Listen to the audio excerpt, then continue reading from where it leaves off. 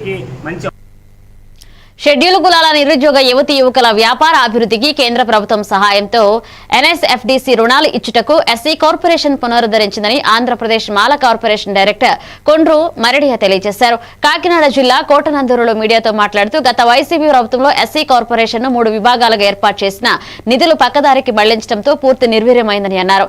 ఈ కార్యక్రమంలో కోటనందూరు మాజీ సర్పంచ్ బోడపాటి సత్యనారాయణ, మండల TDP SC cell president Nemmadi Satyanarayana, cooperative director Muppidi Jameel తదితరులు పాల్గొన్నారు.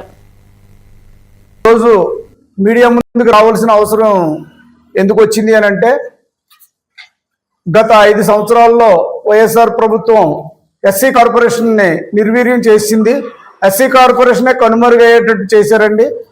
మరి అంతకుముందు 2015 నుంచి 2014 నుంచి 19 వరకు టీడీపీ ప్రభుత్వం ఏదైతే ఉందో అది అప్పట్లో ఎస్సీ కార్పొరేషన్ ద్వారా ఎన్ఎస్ఎఫ్డిసి, ఎన్ఎస్కేఎఫ్డిసి అని రుణాలను మంజూరు చేసి స్వయం ఉపాధి కోసం ఎస్సీ లబ్ధిదారులు ఎవరైతే ఉన్నారో నిరుద్యోగులు వాళ్ళందరికీ కూడా వాళ్ళ కాళ్ళ మీద నిలబడేటట్టు ప్రభుత్వం ఆనాడు నిర్ణయం తీసుకొని సెంట్రల్ గవర్నమెంట్ నిధుల నుంచి లబ్ధిదారులకి మరి రుణాలు ఇవ్వడం జరిగింది.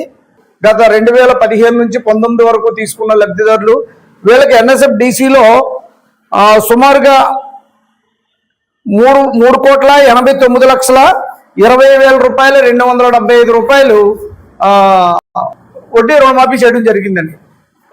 అలాగే ఎన్ఎస్కేఎఫ్డిసిలో అయితే 97,65,645 రూపాయలు వాళ్ళకు కూడా వడ్డీ రుణమాఫీ చేయడం జరిగింది.